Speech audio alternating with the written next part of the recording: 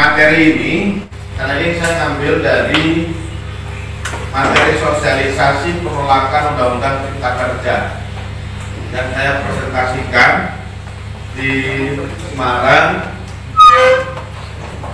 Surabaya, Sidoarjo, Jawa Barat. Ya. Ini hasil kajian Dekanas, juga dipresentasikan hasil kajian Dekanas itu di hadapan Komisi DPR RI, baik fraksi Nasdem, Golkar, Demokrat, Gerindra. Ini saya coba selaraskan, tapi belum sepenuhnya. Dan soft copy sudah dibagikan semuanya. PDF sudah dibagikan.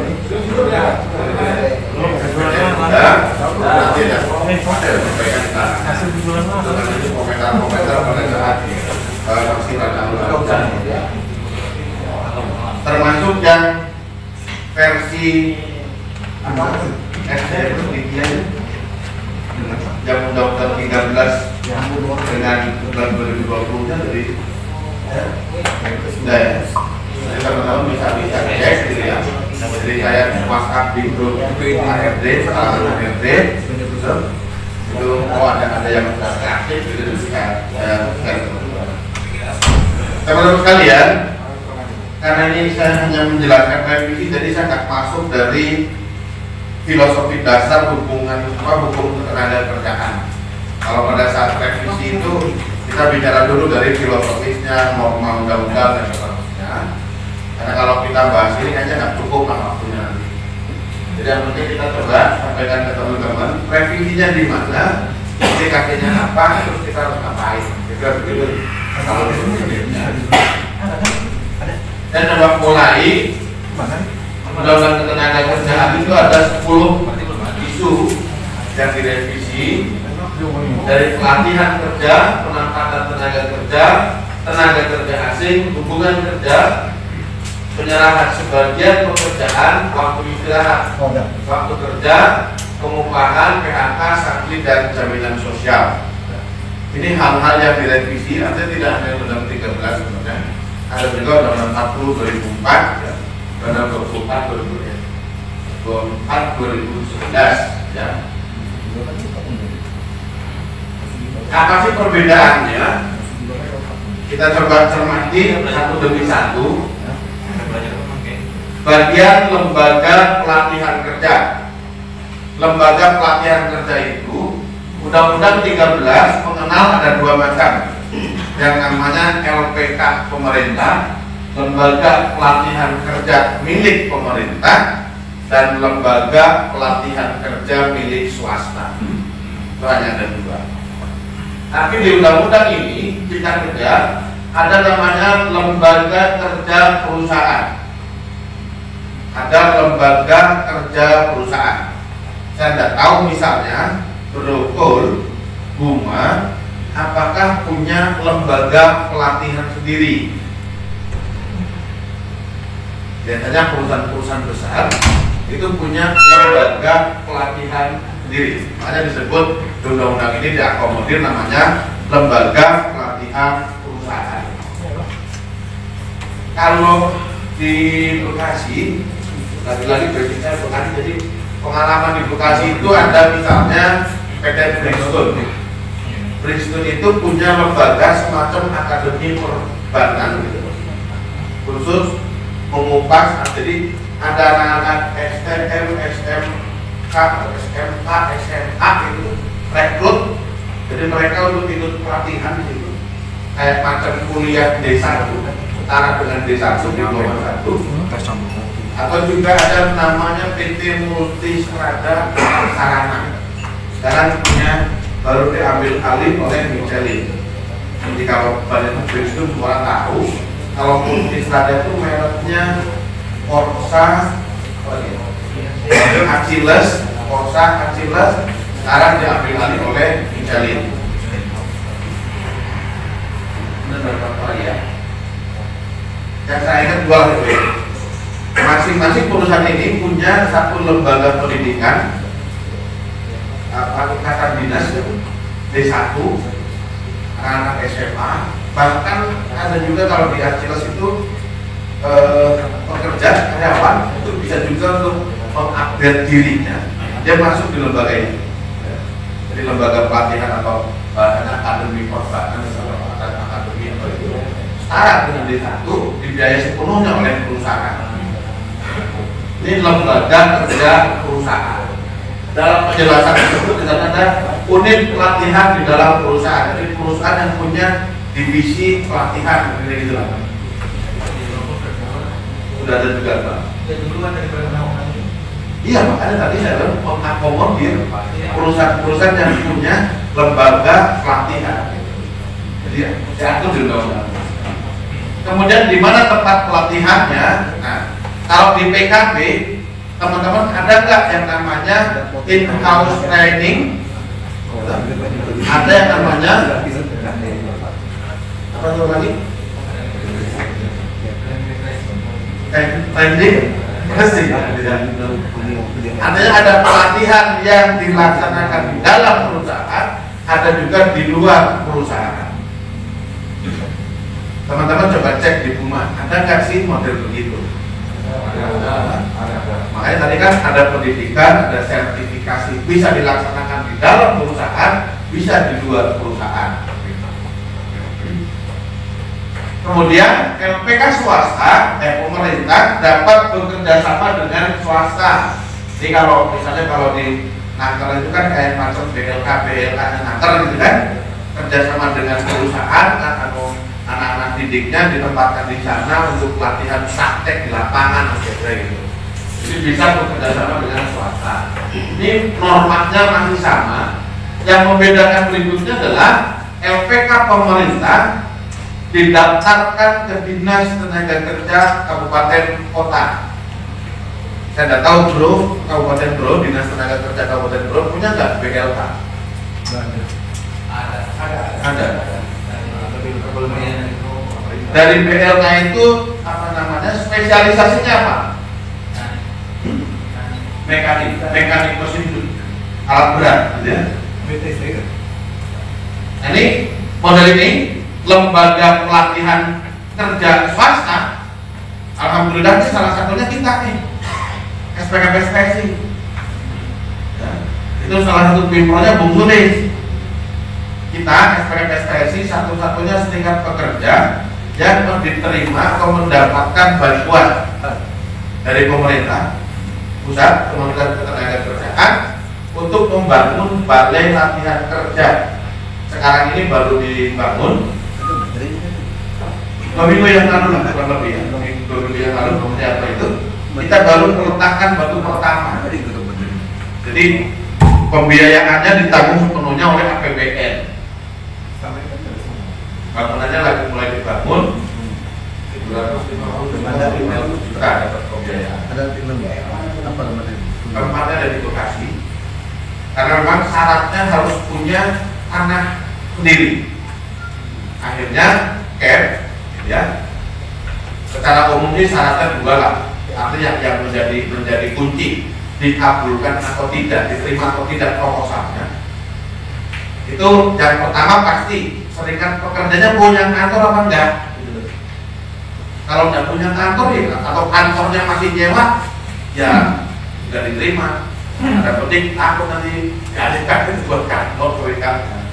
Karena kan itu BLK pelatihan bagi para pencari tenaga kerja. Kalau kita punya kantor sendiri di Rumah Cempaka Mas, Blok P nomor 30, 4 lantai setengah, itu kantor sendiri. Teman-teman beruntung rumah masuk di dalamnya ikut dulu nyumbang, iya, ikut nyumbang. Kalau tidak percaya nanti silakan datang ke Rumah Cempaka Mas. Begitu masuk sebelum naik tangga sebelah kanan di lorong itu ada pelang itu. Ada nama-nama PUK, PD yang mensupport atau berkontribusi ikut pada saat pembelian gedung. Seingat saya, Grogol, Buma, Bilungan, Mati, suaranya ikut kontribusi. Berapapun nilainya ditanggung kami itu. Misalnya supportnya 10 juta, ada PT Anu sekian, PT Anu 5 juta, ada semua. Alhamdulillah dulu kalau nggak salah kita beli gedung sampai lunas, karena per bulan nyicil 75 juta per bulan. Kita punya aset kantor itu 4,8 miliar harga. Kita udah punya kantor 4,8 miliar, akhirnya dipercayalah sama Kementerian Tenaga Kerja dibangunkan BLK. Tanahnya sebenarnya harusnya milik organisasi. Kemarin kita punya tanah, kebetulan ketua umum Pak Abdullah itu punya tanah. Jadi tanahnya untuk sementara dibuat perjanjian antara Pak Abdullah sebagai pemilik tanah dengan PP, padahal belum dibayar. Kan dibuat perjanjian jual beli dengan PP. Jadi PP nanti mikirkan bagaimana untuk bayar tanah. Karena itu bukan milik individu, nantinya milik organisasi. Gitu. Jadi siapapun yang mimpin organisasi ya itu milik Kemhan. Jadi alhamdulillah itu penyerahannya di Jogja kemarin, usulnya sama bendara umum tuh Pak Mustopo itu yang datang ke Jogja dalam penyerahan setelah terima pembangunan BLK. Sekarang baru masih tahapannya masih fondasi. Nanti lembaga pelatihan CAP juga harus daftar tuh, didaftarkan. Persyaratannya macam-macam sudah terpenuhi semua. Kalau LP kan swasta, pemerintah daerah, artinya apa namanya, dinas tenaga kerja atau pemerintah kabupaten kota atau pusat, maksudnya itu ketika lembaga pelatihan kerja itu bekerja atau modalnya patungan dengan luar negeri, maka itu urusannya dengan pemerintah pusat. Ini lembaga pelatihan kerja. Yang berikutnya, pelaksana penempatan tenaga kerja. Kalau bahasa kita itu, yang pertama ada pemerintah, dalam hal ini biasanya dinas tenaga kerja. Kalau para pencari kerja itu kan minta bikin kartu kuning di Disnaker kok, biasanya ada pengumuman lowongan pekerjaan. Saya tidak tahu Disnaker bro, ada nggak tuh lowongan pekerjaan di Disnaker? Jangan semuanya lewat online, semua lewat media atau lewat orang dalam.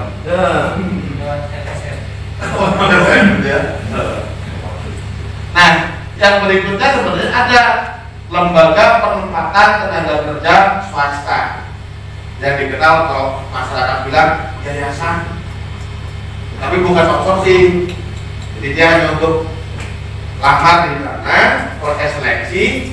Setelah diterima baru ditempatkan di perusahaan. Itu. Nah, kalau labor supply dia itu support tenaga kerjanya. Tapi kalau dia hanya untuk seleksinya, proses rekrutmennya saja, baru ditempatkan di mana?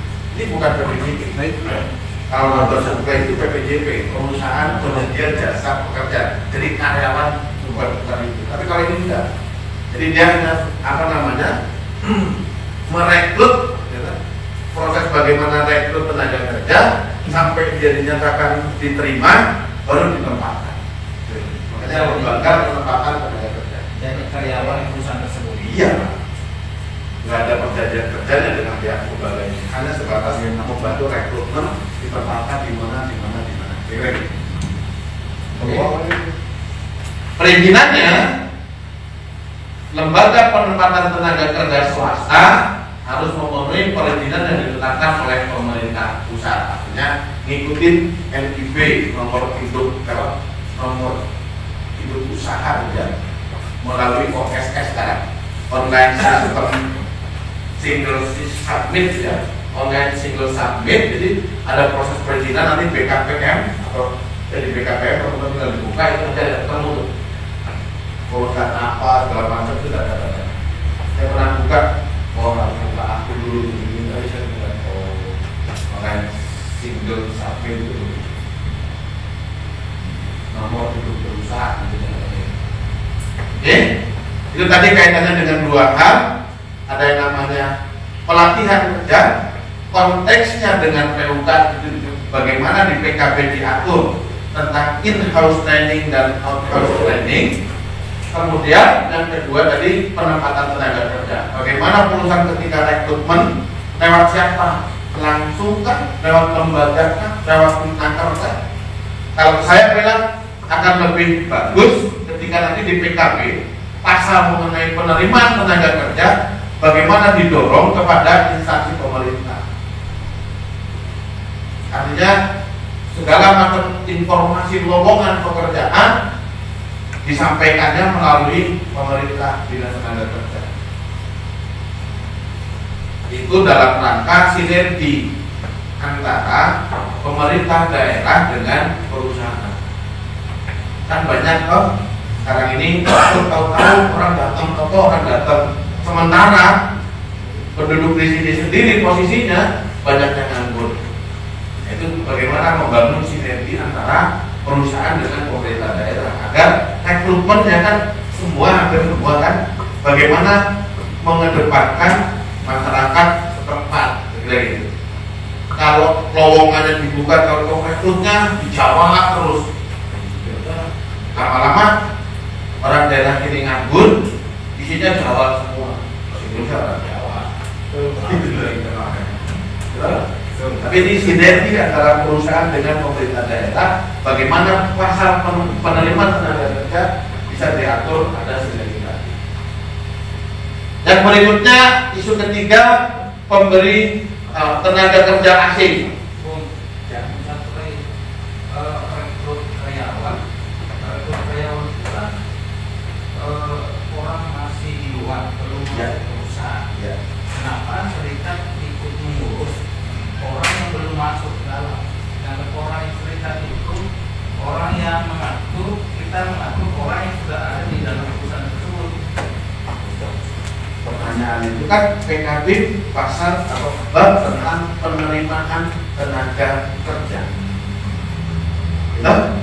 Di bab tentang penerimaan kerja pasti akan bicara dulu syarat-syaratnya seperti apa, bagaimana rekrutmennya. Gitu loh. Pasti ada bab tentang penerimaan tenaga kerja. Sekarang Karena itu dianggap bahwa hak prerogatifnya perusahaan kira-kira gitu.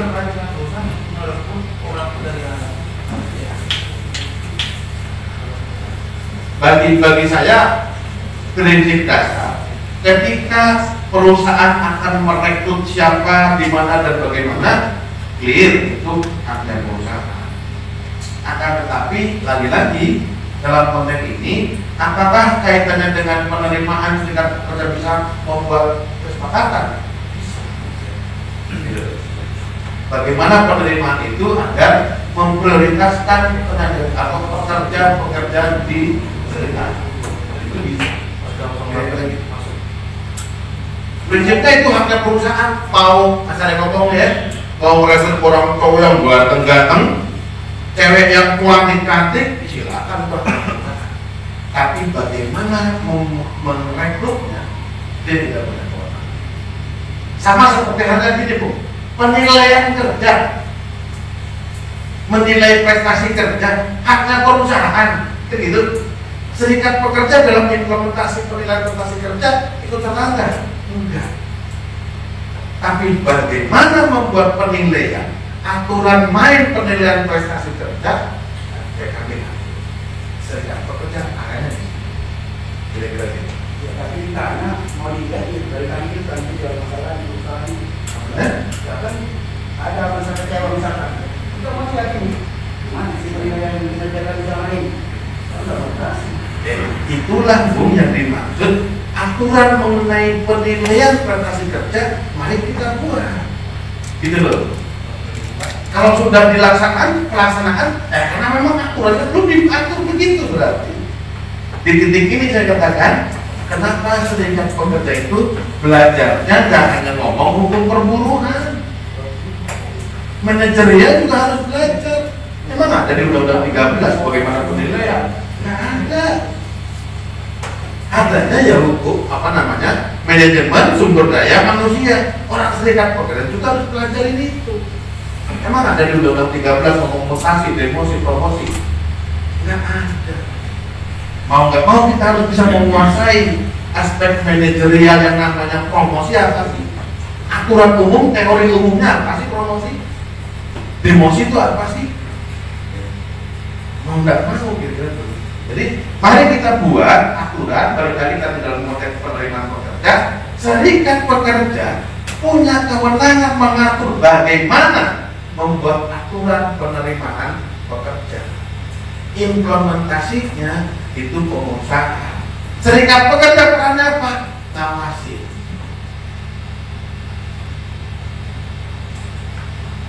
Clear nggak? Kalau konteks Bingung? kalau konteksnya hak itu hak prerogatifnya perusahaan, kalau tidak bisa ikut campur, bisa sekedar sertifikat, tapi tidak bisa ikut campur. Namun untuk demi menjaga kestabilan atau keamanan bagi perusahaan agar ke depan tidak demo orang sebagai kesempatan. Demo orang ini orang lokal, orang lokal merasa bahwa kami tidak punya kesempatan untuk masuk di perusahaan itu, maka serikat perlu masuk ke sana untuk sama-sama menjaga perusahaan dengan cara bagaimana mereka kita ngatur sama-sama mungkin di perusahaan. Makanya PKB, di dalam PKB itu kita hanya membuat aturan bagaimana rekrutmen tenaga kerja. Itu masih bab-bab awal kok. Kalau bab satu itu umum para pihak dan segala macam, penerimaan tenaga kerja itu ada di bab 2. Berbicara masih di sini. Tapi mau juga yang artinya usaha itu dia kan minta tambang, bukan minta tambang. Dia yang disukai lewat. Tapi kalau koperasi harus disukai kemudian lewat ASN, dia ada menyampaikan jadi perusahaan sekarang misalkan seandainya kalau kita menghubungkan ada di ASN atau ASN, silakan masuk. Tapi kalau tidak ada bagaimana kan? Karena ada dibutuh masuk juga mungkin ada kesempatan. Kalau tidak ada sikap yang dibutuhkan di PSN kami, kita akan mengikuti dua.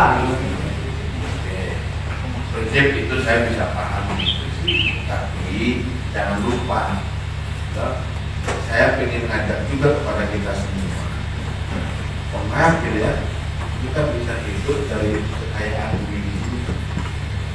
Benar? Bagaimana juga kita bisa memberdayakan itu? Kenapa ada CSR dan terus? Saya sepakat, salah satu persoalan dimanapun kan bicara ngomongin yang namanya kompetensi. Kompetensi daerah sekitar layak apa enggak? Oleh karenanya, yuk kita ajak pengusaha juga bagaimana kita peduli terhadap masyarakat sekitar. Yuk bikin kompetensi masyarakat sekitar itu bisa berdaya guna. Artinya apa?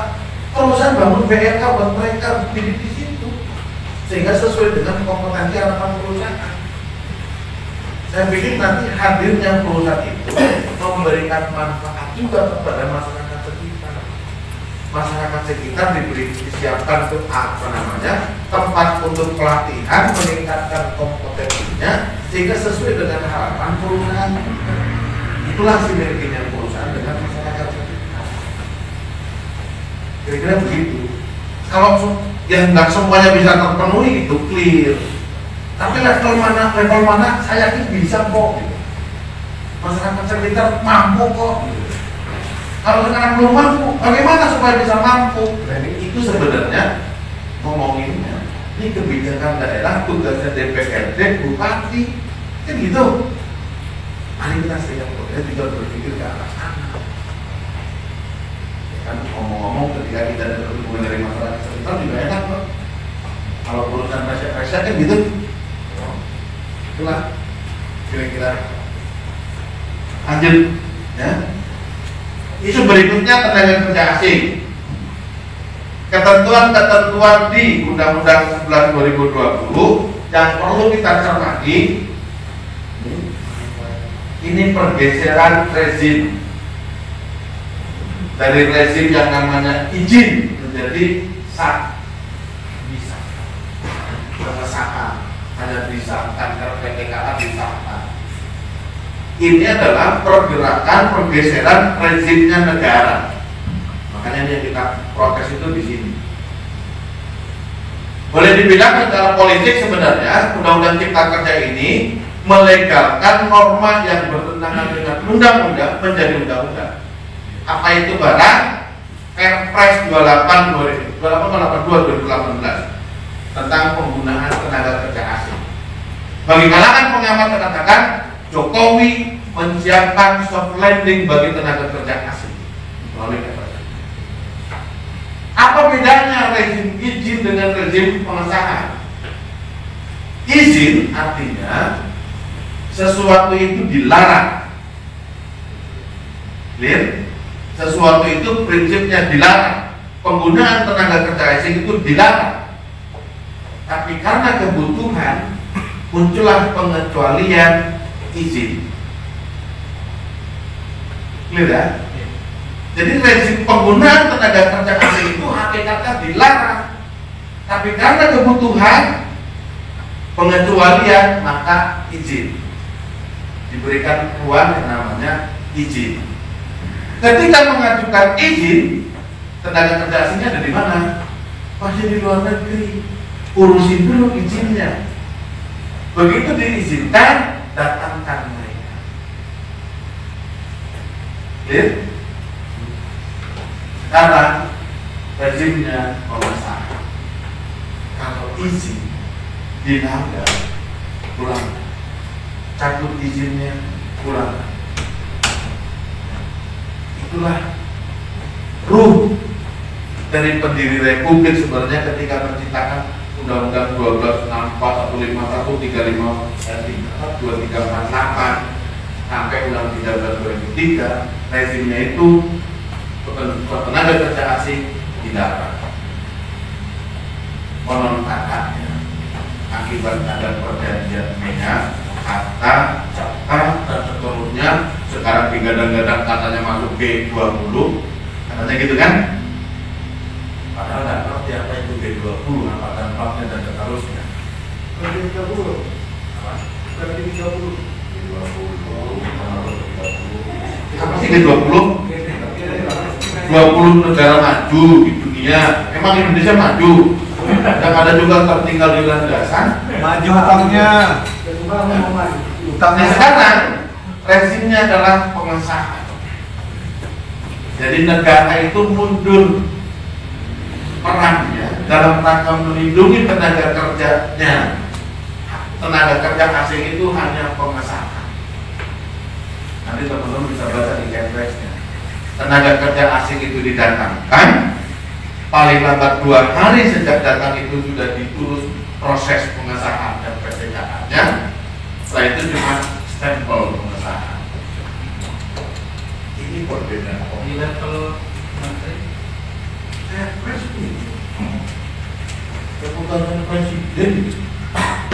nah kalau pengesahannya itu di level sampai presiden, menteri, Pemerintah pusat siapa itu?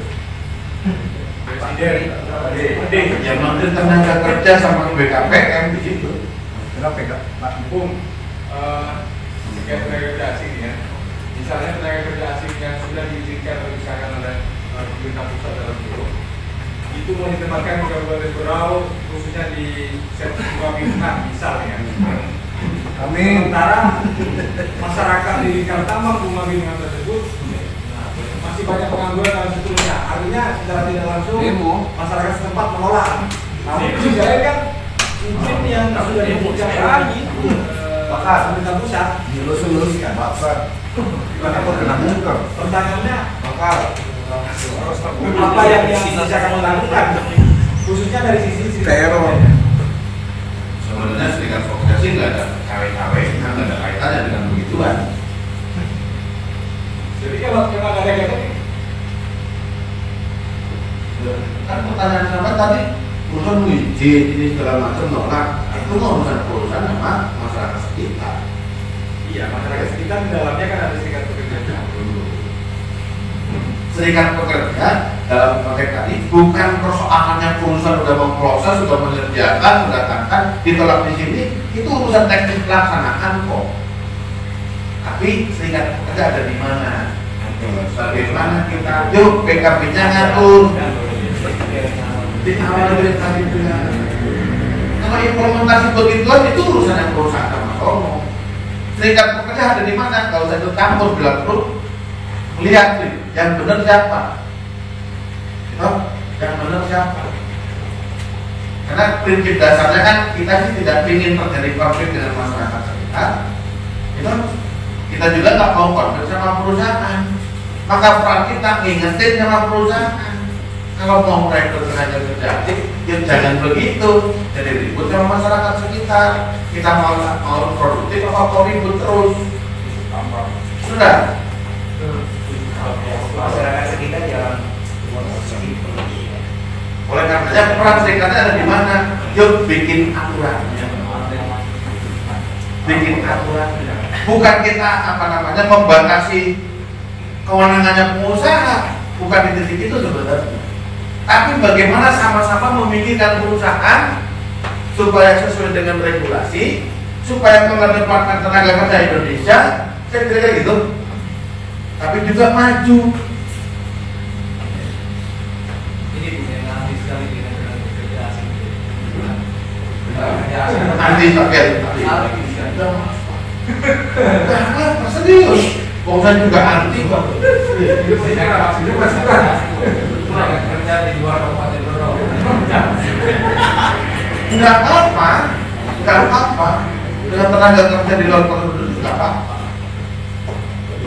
Artinya, kan saya bilang tadi, bukan berarti kemudian intoleran, enggak lah.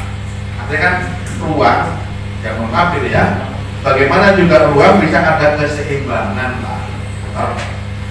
Prinsip dasar buat saya kan bagaimana pemberdayaan masyarakat sekitar. Tapi juga bagaimana juga kemudian ya kebutuhan perusahaan juga kan ada hal-hal tertentu yang belum bisa di-cover, dipenuhi oleh masyarakat. Termasuk satu hal yang saya perlu kritik buat kita semua. Satu hal, dimanapun tempatnya masyarakat sekitar itu cenderung kurang semangat kerja karena faktor perasaan. Itu dulu. Contoh sederhananya. Kalau saya nggak keluar dari kampung saya di Ciamis sana, mungkin saya juga nyantai. Kenapa?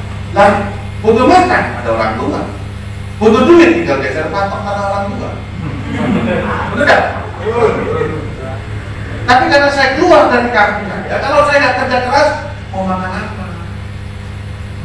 Saya mau nggak mau saya kerja keras. Semua daerah sama kok perilakunya. Semua daerah sama, asli. Kalau kita ngomongin kesehatan Timika, yang sukses di Timika pun bukan asli Pak, bukan asli Timika. Pendatang semua yang sukses. Tapi juga berikutnya orang Timika yang berani keluar dari Timika datang ke Jakarta, sukses juga di Jakarta. Karena lagi-lagi tadi ke bawah pemikiran oleh kalau saya nggak kerja keras, mau makan apa? Ini loh ya, mari kita bisa bersinergi. Teman-teman masyarakat sini pun, yuk kita bagaimana buktikan bahwa kita juga bisa, gitu. Kita juga produktif, kita juga bisa. Jangan sampai kalah dengan pendatang. Setuju kan?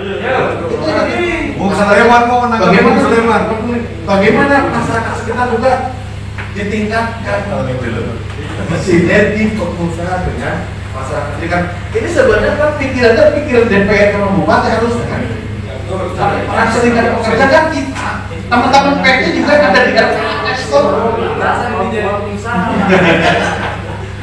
Kan teman-teman PT juga kan ada di LKS. Peran LKS tripartit Kabupaten Berau itu memberikan saran dan pertimbangan kepada bupati dalam penetapan kebijakan di bidang tenaga kerja. Masa juga harus ngomong ini. Tapi sebenarnya kita sudah berbantuan tidak ada persoalan dari ekonomi. Ayo kita masalah sekian.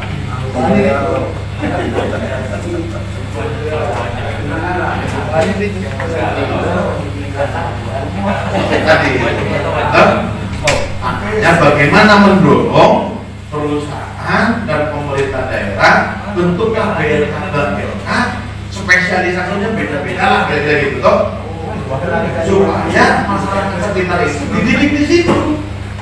Kira-kira gitu.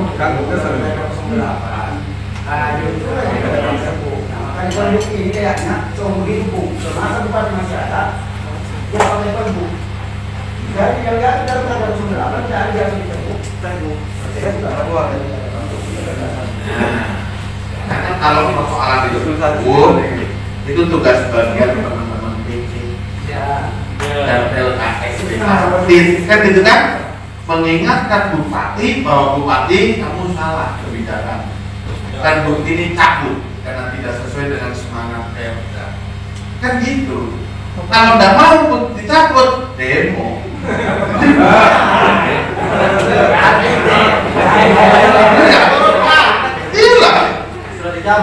Saya berpikir sederhananya gini, kok langsung ke demo. Yang penting kita banyak mencabut kan agung harus ke Mahkamah Agung kan ribet ya.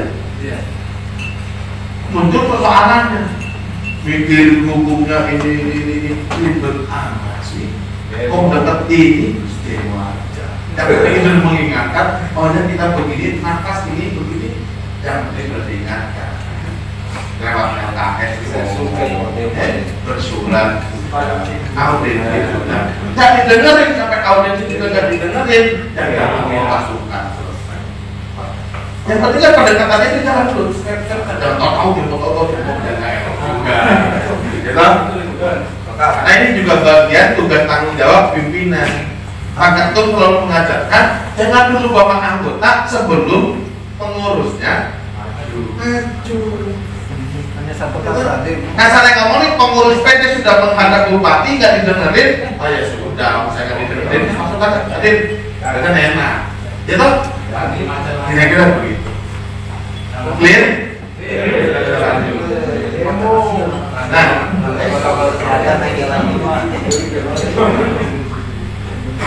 hal yang berikutnya yang perlu dicermati ketika bicara tenaga kerja asing, ya syukur sih alhamdulillah sekarang dari buruhnya aja nggak ada, yang lain logika saya pasti nggak ada tenaga kerja asing. Tapi di titik ini bagaimana tenaga kerja pendamping wajib melaksanakan diklat sesuai kualifikasi jabatan TKA, memulangkan membayar kompensasi.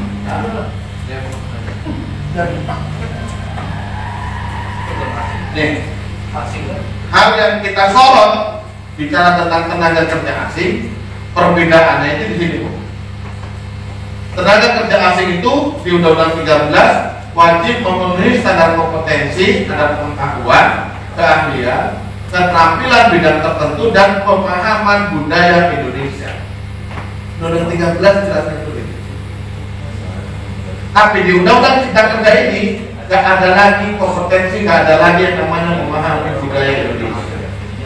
Ini sangat ironis. Contoh sederhana, katanya ada tenaga kerja Indonesia, nggak tahu berapa ratus ribu di luar negeri, yang ke Arab, wilayah Arab, wilayah Arab itu bukan Indonesia, yang di Jepang, yang di Korea, macam-macam. Pertanyaan sederhana saya adalah, mereka itu sebelum dikirim ke Korea, sebelum dikirim ke Arab, sebelum dikirim ke Jepang, diajarin bahasa mereka dulu kan? Diajarin bahasa budayanya mereka dulu kan? Pasti. Nah, terus tenaga kerja yang sono mau ke sini, itu gimana tuh? Kita yang belajar budaya mereka berarti. Nggak ngerti bahasanya, nggak ngerti budayanya. Kalau kemudian di lapangan terjadi konflik horizontal antara pekerja Indonesia lawan pekerja asing, dia jangan salahin, undang-undangnya begitu. Pada satu sisi TKI harus ke luar negeri itu harus belajar bahasa dulu, standar tertentu dia bisa berangkat, dan ngerti juga budaya di sana, dan mereka datang ke sini kok nggak ada kewajiban itu. Kira-kira undang-undangnya dan Pali. sederhana perbedaan budaya sederhananya Kalau orang barat megang kepala itu biasa, kalau orang kita dipegang kepalanya kira-kira gimana tuh? Betul kan? Siri. Ini persoalan perbedaan budaya itu nggak ada lagi kewajiban TKA memahami budaya Indonesia. Padahal ketika bicara budaya Indonesia, bermaaf, budaya ini apa sukunya? Bergaul, ada suku Batak, ada Sunda, ada Jawa. Kalau pun apa tuh? Karena beda nggak budayanya? Beda-beda tuh. Nah, kalau kita aja beda-beda budayanya, sesama Indonesia loh, sesama Indonesia aja beda-beda budayanya. Kalau nggak saling menghormati dan mengenali yo, gue jadinya kayak apa? Apalagi budaya luar dari sini. Ini persoalan. Oleh karenanya nanti dalam konteks kalau prinsip awal tidak menggunakan tenaga kerja asing, kalaupun terpaksa harus pakai, tidak sampai ditinggal loh. Meskipun undang-undangnya nggak ada, tenaga kerja asing itu harus menghormati budaya ini. Karena nggak salah bu kalau kata ini bu. Bendera Indonesia yang kecil, bendera sono gede, lebih tinggi bendera sono. Nggak tahu di mana soalnya. Betul nggak? Nama jalannya juga pakai begitu, hurufnya juga udah pakai gitu. Nggak ada lagi yang namanya huruf-huruf apa namanya? Indonesia itu huruf apa yang masuk bahasa itu? Romawi atau Yunani gitu. Latin ya. Nggak pakai huruf Latin, nggak pakai huruf sono. Apa namanya sono? Chinese. Ini persoalan.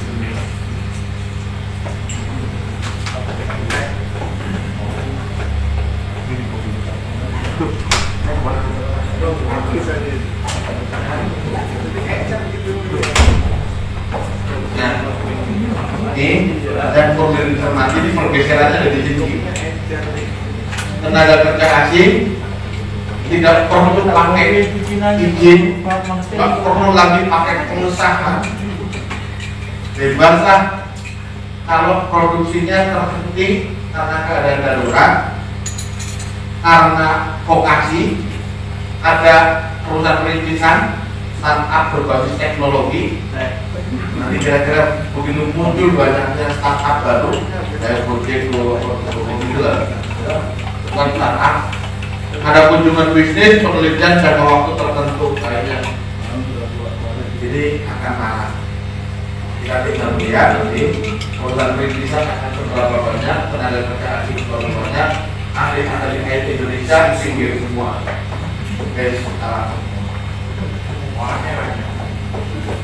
Jadi tadi saya katakan Perpres itu bertentangan dengan undang-undang, bukan kata saya.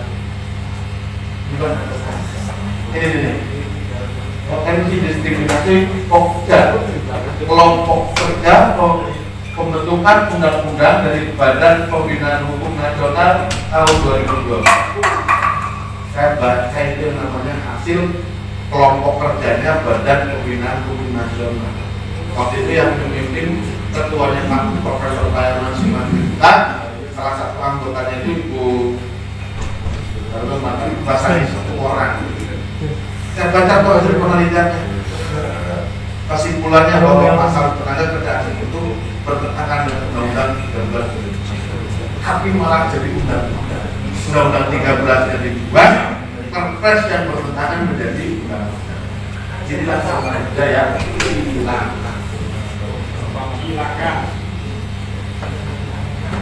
Oke.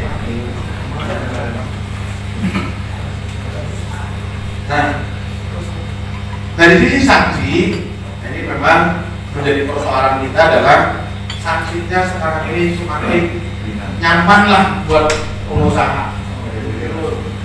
Dan apa itu? Ini 41 ayat 42 ayat 1 dan ada lagi saksi turun yang tadinya pidana kejahatan menjadi administratif. Yang tadinya dilarang sekarang menjadi pengesahan. Kalau nggak ngurus proses pengesahannya, cuma dapat sanksi administratif. Kira-kira anak redak nggak tenaga kerja asing? Tinggal tunggu tanggalnya redak isu cipta kerja. Kalau bahasa orang-orang orang oposisi mah, isu habis prinsip, muncul lagi itu OTT, ini pengalihan isu, ini lagi nutupin. Nanti kalau udah lupa, ini kan dilupakan itu dengan berbagai kasus yang lain, lupa dengan cipta kerja, itu baru dodol-dodol. Nggak kerja asing. Udah penuh. Licik, jangan sudah stop memang. Angel. Makanya terakhir kemarin ada yang posting lagi Pak Faisal Basri, tiba-tiba ada 142 tenaga kerja Cina sampai di sini. Saya baca tuh, Pak Faisal Basri benar-benar terus nggak masih. Maksudnya tenaga kerja asing dari mana? Ya masih terus Pak Faisal Basri. Ekonomi dan presiden. Bisa banyak yang milih. Ini persoalannya ada di sini. Yang tadinya pidana kejahatan sekarang cukup. Jadi ya namanya sanksi administratif.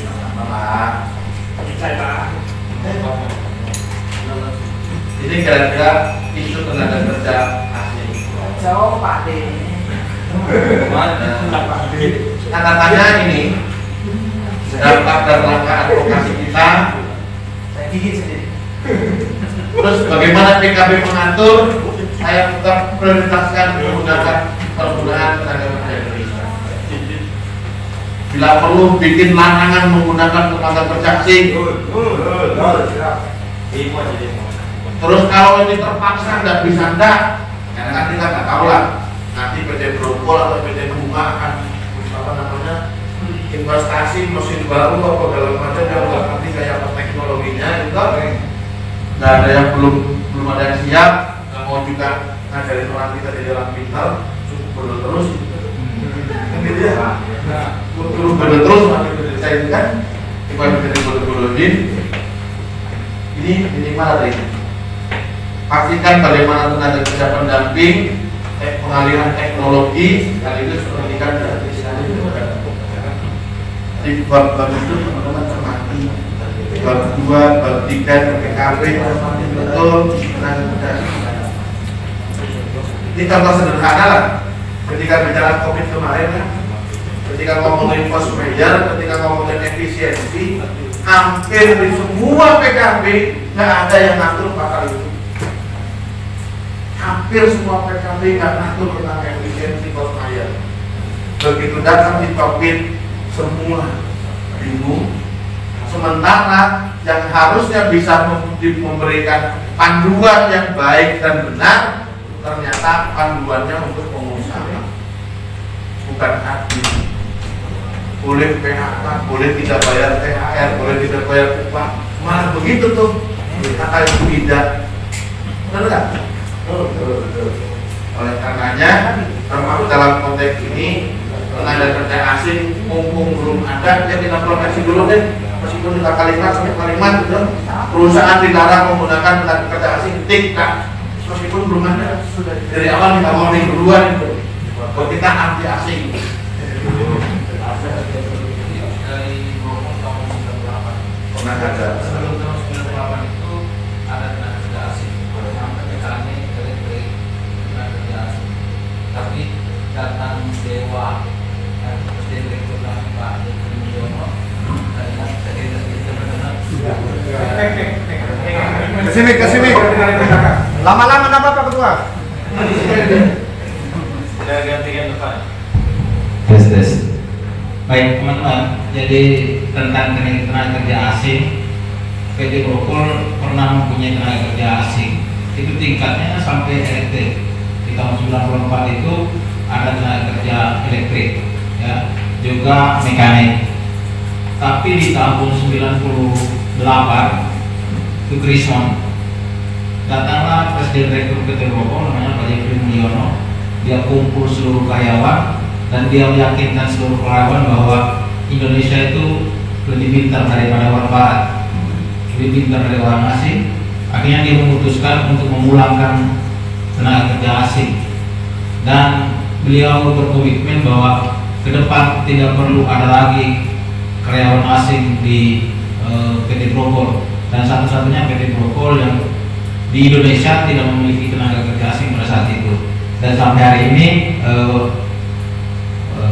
mudah-mudahan juga belum ada, mudah-mudahan tapi tidak ada selamanya, karena menurut beliau bahwa kita Indonesia jauh lebih pintar dari mereka. Kelemahan Indonesia adalah cuma satu, tidak peduli. Oke, terima kasih.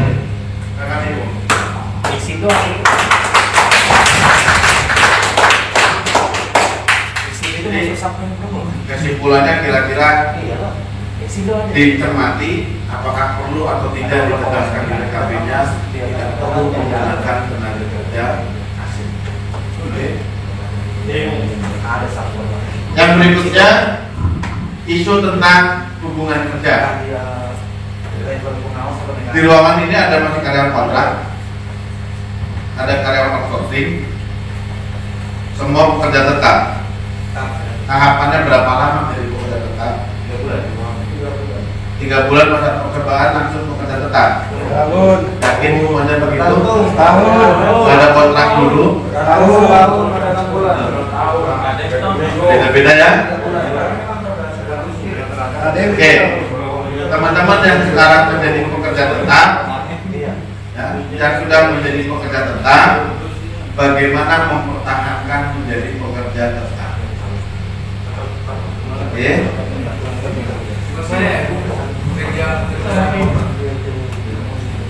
Dikontrak oleh?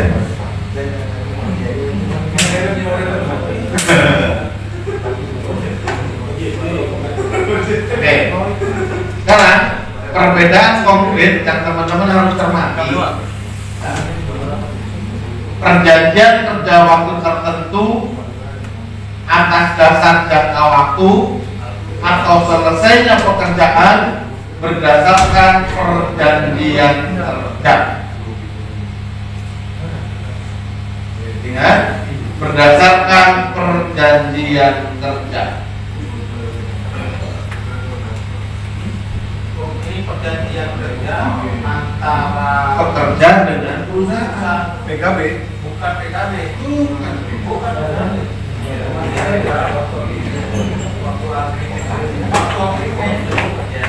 Pertanyaan sederhana, teman-teman. Mungkin ada yang sekian tahun lalu pertama kali masuk kerja. Oke. Mungkin masa percobaan dulu, mungkin PKWT dulu. Pertanyaan sederhana saya adalah, yuk coba ingat, dulu waktu masih titelnya pengangguran, lamar kerja, ada proses seleksi dan diterima menjadi kerja, teman-teman pasti menandatangani perjanjian kerja. Oke? Pertanyaan saya adalah, pernahkah bernegosiasi? Coba dong yang ini, saya nggak mau begini, saya nggak mau begini. Lihat gaji cocok. Negosiasi upahnya? Hah? Yang penting kerja. Perusahaan kan cuma nyodorin ini. Rasanya semua berpikir daripada nganggur, sudah saya tanda tangannya. Betul nggak? Inilah persoalan di undang-undang ini. Besok setiap orang dipertarungkan langsung dengan perusahaan. Tidak ada lagi perhitungan dari maka kemudian dengan sisipan model begini, yang ini juga bisa dikonfrontir dengan pasal 59 yang bertentangan, tapi ini yang mengakibatkan PKWT seumur hidup. Itu akan menjadikan PKWT seumur hidup. Mungkin pertanyaan dari kita, hadirnya PKWT, pekerja waktu tertentu di perusahaan, apakah itu sebagai hal yang positif bagi serikat pekerja atau negatif? Negatif apa positif? Secara umum pasti negatif. Tapi sistemnya kok Untuk apa tenaga asing ada PKWT. Ada perusahaan SBE itu sistemnya kontrak terus dia. Makanya itu kebanyakan di sana itu keluar masuk. Kapan dia dari butuhkan ya langsung out. Ya itu dia saya bilang tadi. Apakah tenaga kerja PKWT itu sisi bagi serikat pekerja positif apa negatif? Jadi maunya dipermainkan. Sudah pasti ngomong serikat pekerja masuk negatif. Maka mari kita atur dalam PKP-nya bagaimana ada proteksi sekecil mungkin perusahaan tidak menggunakan pekerja kontrak. Cukup masa percobaan menjadi pekerja tetap, masa percobaan menjadi pekerja tetap. Kenapa? Ya. Ini kalau semua tenaga kerja kontrak terus upahnya rendah terus, bagi teman-teman pekerja tetap itu juga menghambat kenaikan upah. Susah juga memperjuangkan yang lain-lainnya. Karena tenaga kerja kontrak diajak jadi anggota serikat pekerja juga mikir-mikir, jangan-jangan nanti kalau jadi anggota terus jadi perpanjang kontraknya. Berhenti pula. Daripada begitu, mendingan saya nggak jadi anggota serikat. Besok ketika teman-teman harus melakukan dengan cara-cara sampai yang keras itu, katakanlah mulai unjuk rasa, mereka juga takut nggak bakalan ikut. Habis gitu, ya akhirnya sampai mogok pun nggak ngaruh orang yang kontrak masuk kerja. Gimana keberhasilan perjuangan? Ada. Nah, ngomongin PKB, yuk bikin aturan PKB-nya bagaimana tuh? Kalau aku perusahaan nggak mau tuh, aku perusahaan, aku nggak mau tuh. Itu jangan diatur dalam PKB, itu hak prerogatif saya. Ngapain serikat buruh? Memang begitu pengusaha. Terus saya kan bilang apa? Tolong ini demo besok ya. Siap.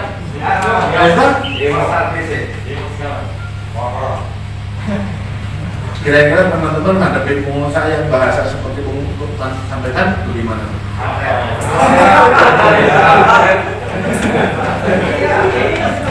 Itu saya setuju loh dengan pengusaha. Sama seperti yang tadi Bu ngomongin ketika ngomongin rekrutmen, ketika ngomongin penilaian kerja, ketika ngomongin kenaikan upah, jangan lupa loh. Hal yang ada di dalam otak pengusaha hadiran serikat pekerja itu dianggap lu membatasi gua. Perusahaan-perusahaan gua ngapain lu campur urusan gua? Aduh jadi kayak aku kalau sudah mau tuh enak aja tadi. Oke, oh. Maka mari kita siapkan. Kenapa ini harus jadi?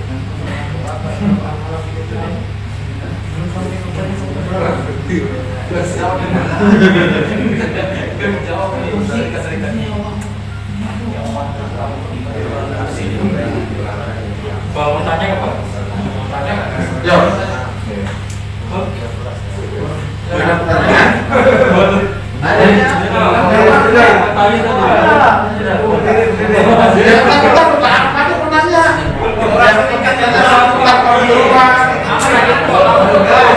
Kalau nanya politik nanti malam aja kita politik. Belum sama manajemen. Ayo Bu. Ayo coba. Lebih lanjut. Oke, sampai itu lanjut.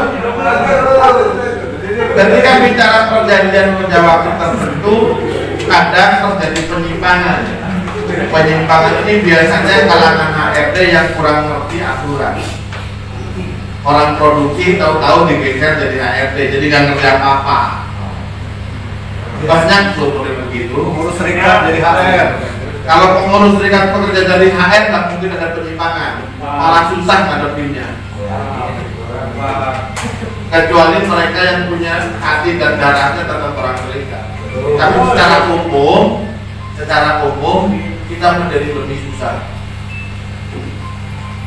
Ya, secara umum menjadi lebih susah menghadapi orang serikat.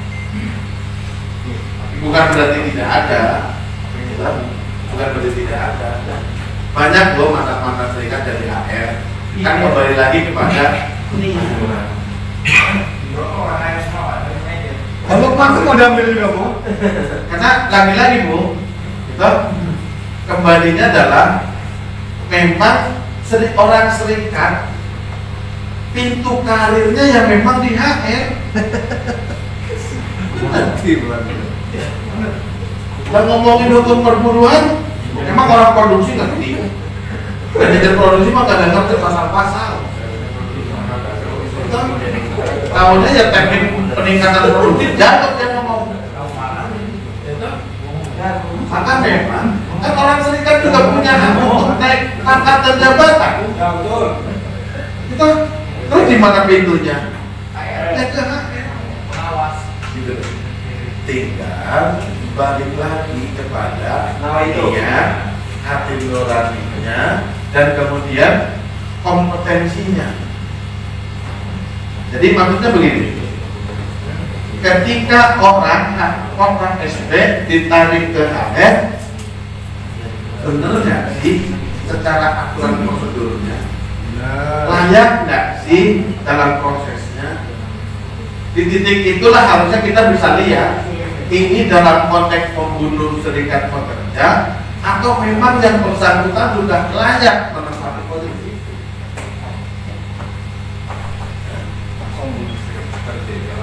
Macam-macam di situ. Salah satu nih kalau bahasa saya itu kan untuk membunuh serikat pekerja kan sekurang-kurangnya bisa dibuat dengan dua macam. Yang pertama diinjak. Kalau pengurus PUK sama anggotanya cerai-berai, nggak solid, diinjak aja cukup. Apa aja? Anggotanya Ada yang kedobel tuh. Ada yang. Tapi kalau pengurusnya dengan anggotanya solid, nggak bakalan wani dengan cara itu. Dipaku, dikasih jabatan, ujung-ujungnya kamu mau jadi supervisor, syaratnya tinggalkan serikat.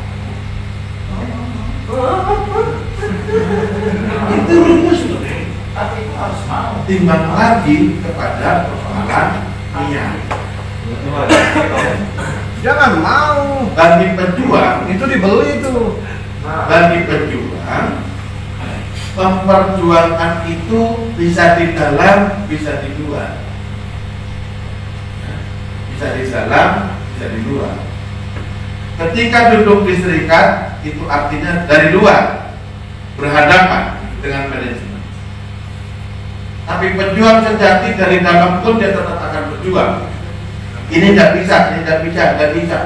Sebelum kebijakan dibuat, dia bisa berubah. Ya kalau di Kalau di situ ada serikat pekerjanya, dirinya nggak mampu memperbaiki dari dalam, kasih tahu di luar. PUK besok ada begini beresin. Itu akan kembali kepada individu. Kita sih berharap keluarga besar SPKSPSI, kalaupun yang layak ditempatkan ke sana, jangan bergeser niatnya. Keberpihakannya jangan niat bergeser, hanya caranya yang berubah. Ini perlu juga. Kalau aku ini ya, absen sekali dari Pemahaman depan nih. Ini menarik, yang pengurus diangkat menjadi supervisor, superintendent, manager. Ini pernah menjadi buah simalakama di beberapa perusahaan, yaitu perusahaan BGU dan perusahaan Bu Malati. Salah satu ketuanya adalah Pak Anan waktu itu ya, sebelum mulai ya. Ketika beliau belum diangkat jadi supervisor, dia adalah operator dan diangkat menjadi ketua. ketika dia jadi ketua, diangkat oleh perusahaan untuk naik jadi supervisor. Itu didemo oleh perusahaan, didemo oleh teman-teman, melarang dia tidak boleh menerima jabatan tersebut. Sama terus seperti BJU, itu Pak Yusuf Daud, itu juga sama. Ketika dia jadi ketua serikat dan ada kesempatan untuk dia naik jadi supervisor, tapi anggota tidak membolehkan. Menurut saya ini adalah kelemahan dari serikat. Kenapa? Karena ketika kita tidak bisa naik jabatan, ketika kita menjabat jadi ketua, maka tidak semua orang mau jadi ketua serikat. Kalau saya jadi ketua serikat, ketika suatu saat saya mau naik jabatan, tidak dibolehkan sama anggota. Sehingga waktu itu berdebat panjang saya dengan teman-teman pengurus BDU, pengurus Bumalati. Sehingga saya bilang, berilah mereka kesempatan untuk menduduki jabatan itu, dan mereka akan, ketika dia duduk jabatan itu dan dia tetap mau jadi pengurus serikat, alhamdulillah. Tapi kalau ketika dia mundur dari serikat, itu tidak menjadi masalah. Satu semboyan kita bahwa serikat itu patah satu tumbuh 1000. Ya, jadi ketika kita anggota kita diangkat jadi jabatan, berikan sama dia. Masih banyak anggota serikat yang baru baik jadi ketua. Jadi jangan sampai, maksudnya gini, jangan sampai kita jadi ketua serikat terus kita mematikan karir kita. Ini juga mengenai asal tidak juga. Ya, jadi ketika kita naik jadi ketua serikat, kalau ada jabatan kesempatan untuk naik, duduk dengan kita. Tapi perjuangan itu tetap kita lakukan terus, tapi perjuangan itu dari dalam. Perjuangan dari dalam. Itu apa saya alami. Di serikat di PT Bogor itu, dengan dari manajer ke bawah, itu semua mantan orang serikat. Mantan orang serikat. Dan komunikasi saya seorang pengurus dengan serikat itu jauh lebih bagus. Ketika saya minta data, apalagi dia bilang hukum saya itu tadi cabai-cabai. Ini ada di dalam kondisi begini-gini. Kalau nanti kamu masuk ke pintu ini, kamu masuk ke pintu ini. Ada positif. Tinggal menjalin kerjasama yang baik antara teman kita yang sudah menduduki posisi jabatan teratas. Jadi sekarang itu di serikat di PT Bogor itu ada yang mantan serikat itu, ada manajer, ada senior manajer, dan mereka alhamdulillah mereka support kepada serikat kita yang ada. Gitu. Jadi ketua tidak duduk serikat itu bukan untuk mematikan karir kita. Kita ada kesempatan, itu silakan dulu. Ya, ada kesempatan. Karena kita ada safety. Dan waktu itu Pak Daud Yusuf sempat naik menjadi supervisor, Pak Anang malah pilih keluar dari Bunga. Itu sedikit ceritanya. Terima kasih Bu. Jadi sekali lagi, yang namanya seorang serikat pekerja, kita semua kan setiap pekerja berhak atas promosi jabatan. Promosi jabatan itu kan juga tentu didasarkan kepada kualifikasi dan kompetensi. Jadi kalau jadi pengurus serikat pekerja naik jabatan supervisor, kan tinggal balik lagi ke diri sendiri. Kalau saya sih diri saya layak nggak? Ini apa maknanya ditawarin? Kalau kita bicara dari sisi leadershipnya, aku sih yakin tuh pengurus serikat pekerja itu ngomongin jabatan supervisor mah masih di atas itu aspek leadershipnya mah. Dan supervisor cuma anggotanya bawahannya cuma di bagian itu. Teman-teman jadi pengurus serikat pekerja, anggotanya di mana? Di semua departemen. Aspek leadershipnya tuh di atas supervisor. Jadi ditawarin supervisor mah betul nggak? Kan kemarin saya jelasin rundingannya dengan siapa? Manajer HRD. Manajer HRD yang punya kewenangan deh mewakili pengusaha harus surat kuasa. Kita nggak pakai surat kuasa. Levelnya dengan siapa kita berarti? Mini kan manajer, mini. Arahnya kan dengan direksi. Kesetaraan kita tuh dengan direksi sebenarnya. Makanya ngomongin jadi supervisor mah kecil ya, kecil. Tapi lagi-lagi balik kepada diri kita. Untuk yang ini apa? dilirik juga. Ya kasarnya ngomong istiqoroh lah. Ini mau membunuh, ini positif atau negatif. Gitu? Dan setelah itu yakinkan, emang supervisor nggak boleh jadi pengurus serikat pekerja? Boleh. Buka undang-undangnya. Manajer Karena mulai dulu dari persepsi undang-undang. Anggota boleh.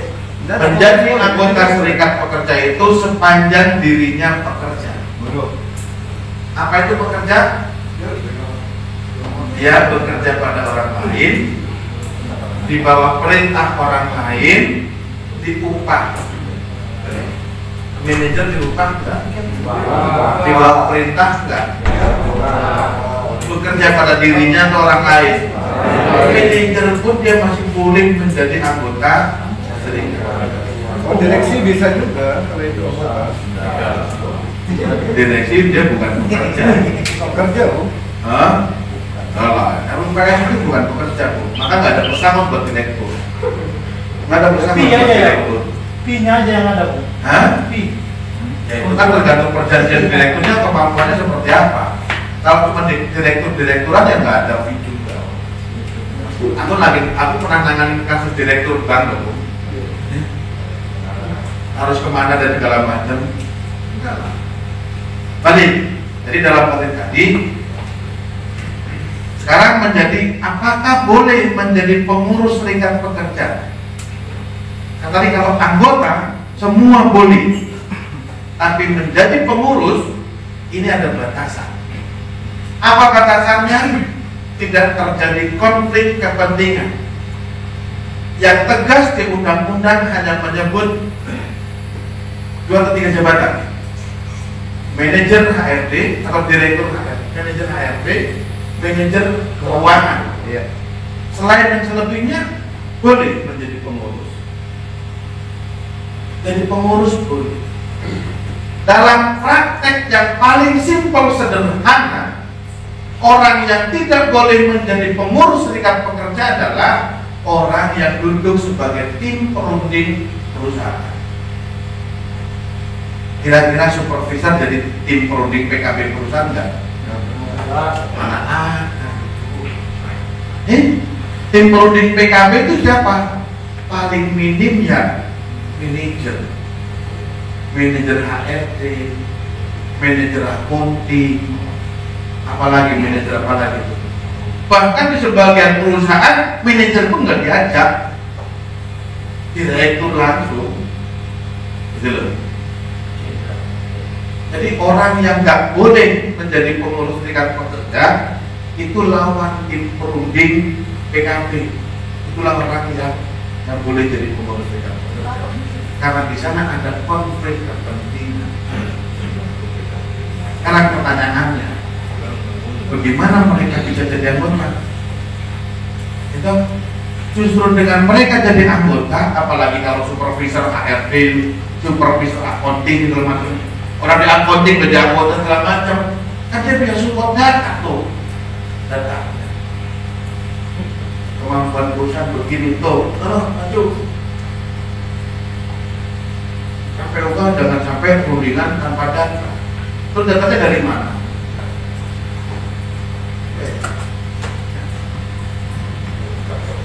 Oke, kita lanjutkan kepada diskusi kita persoalan PKWT tadi. Ada yang namanya masa percobaan bakal demi hukum dan masa kerja tetap dihitung. Ini pergeseran dan diciptakan oleh si Cilaka.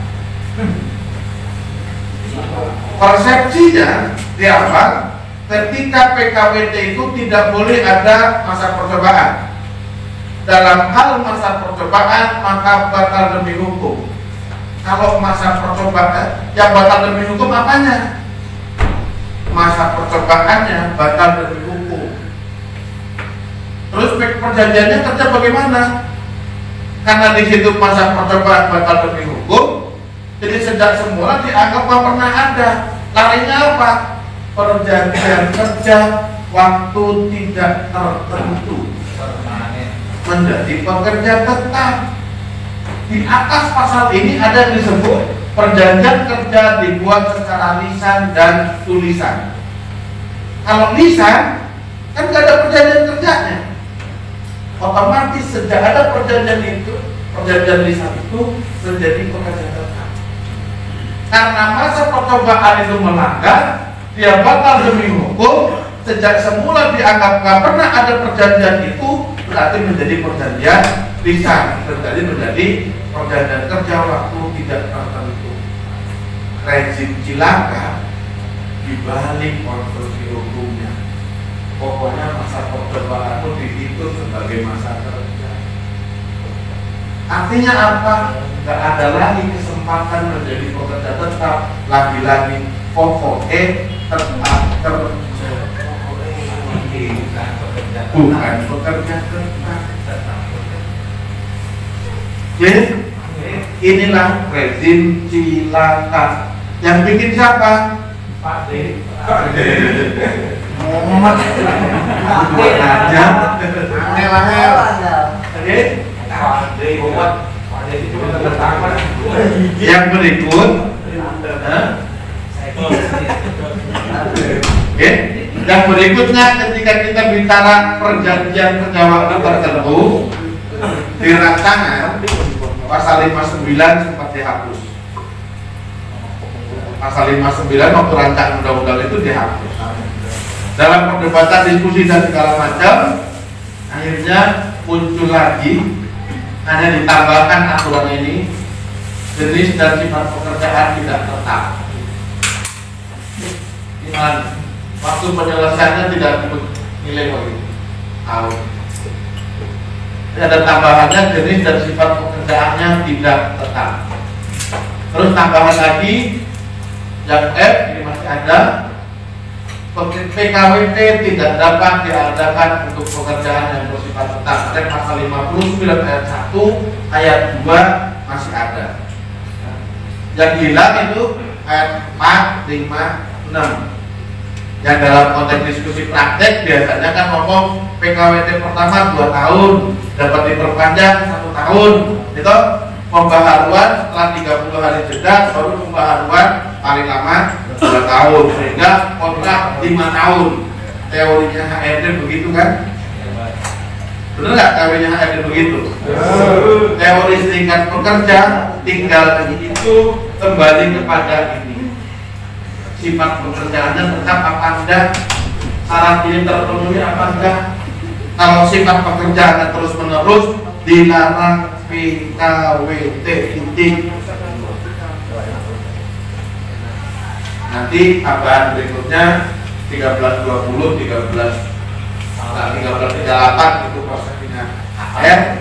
Orang serikat pakai 1320 juga pasal 52.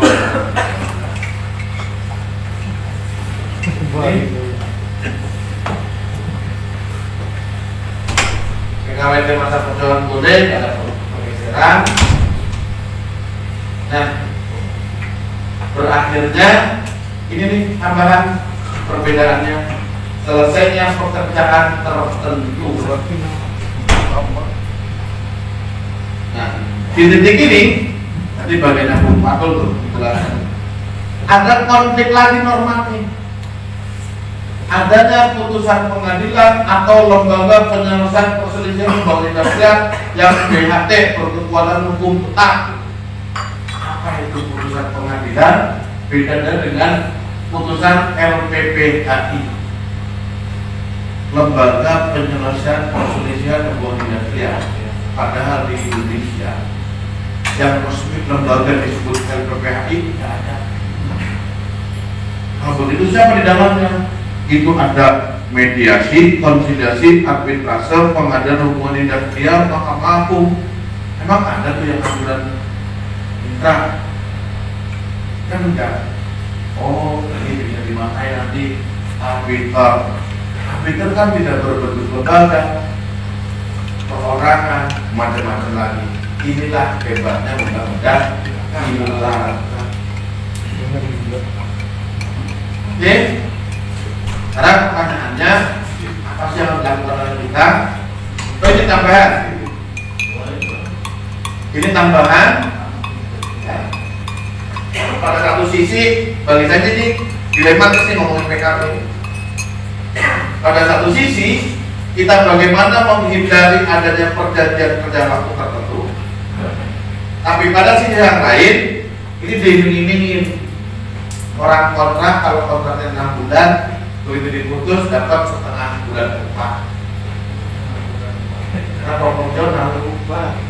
Uang kompensasi dibayar sesuai dengan masa kerjanya. Jadi kalau masa kerjanya 6 bulan, 6/12, cuma kalinya berapa nanti tunggu rancangan pemerintah.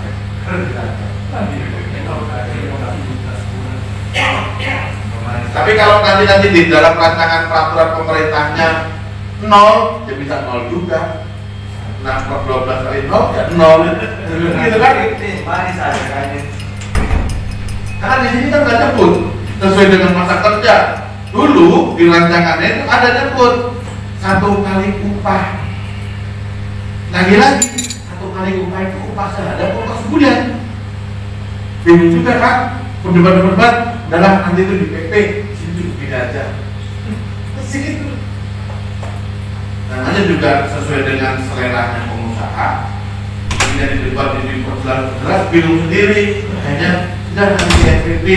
Lagi-lagi ini persoalannya. Catatannya adalah sudah tidak ada lagi perlindungan negara terhadap pekerja. Pokoknya lu sudah sebagai pengusaha lagi. PKB perlu mengatur batasan pekerjaan yang dapat menggunakan PKWT, bagaimana hak pekerja PKWT menjadi dalam masa percobaan, kompensasi. Jadi perlukah ini diatur begini? Nanti bakal periksa. Itu kan pasti lah. Tantangannya berat. Makanya dari sekarang mulai dong pelajarin yuk gimana nih tantangannya. Undang kami Jakarta ya Pak? Hah? Undang kami Jakarta? Pasti. Nanti.